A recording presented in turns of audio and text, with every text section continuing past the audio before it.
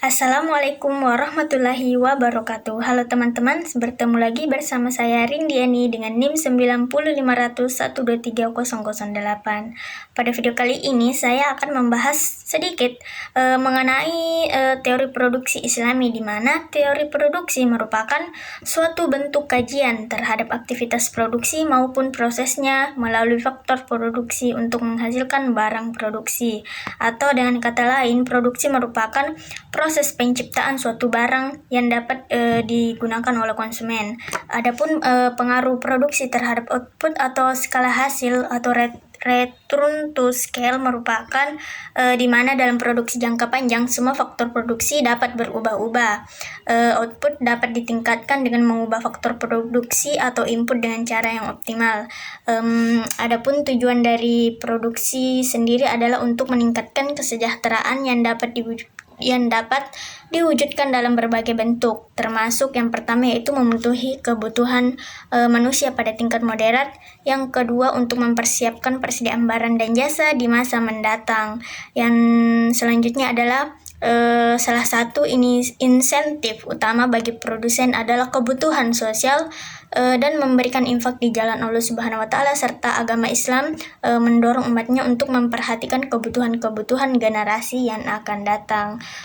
Adapun konsep maslahah dalam produksi adalah di mana dalam perspektif produsen yang fokus pada profitabilitas, manfaat yang diperoleh dapat berupa keuntungan finansial. Selanjutnya adalah terdapat ketentuan produksi dalam perspektif Islam, di mana yang pertama menghasilkan barang serta jasa yang bersifat halal dan baik. Yang kedua memproduksi juga menjaga lingkungan sekitar seperti tidak menambah kerusakan baik dengan pencemaran polusi, limbah dan eksploitasi sumber daya alam. Selanjutnya adalah memiliki tujuan untuk memenuhi segala kebutuhan baik individu maupun masyarakat. Kemudian terdapat pemenuhan kebutuhan didasarkan kepada ketetapan yang telah ditentukan oleh agama, yaitu menjaga tegaknya agama, memelihara akal, keturunan, nyawa, serta kemakmuran material. Selanjutnya yaitu tujuannya adalah untuk menambah kualitas mental dan fisik ataupun spiritual pada sumber daya manusianya.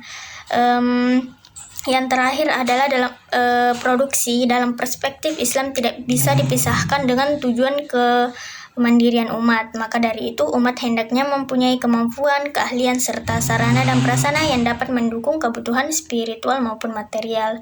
Yang terakhir adalah bagaimana motivasi produsen dalam melakukan proses produksi, di mana motivasi produsen itu sangat beragam dan dapat dipengaruhi oleh berbagai faktor, baik faktor eksternal, internal, dan faktor yang lain.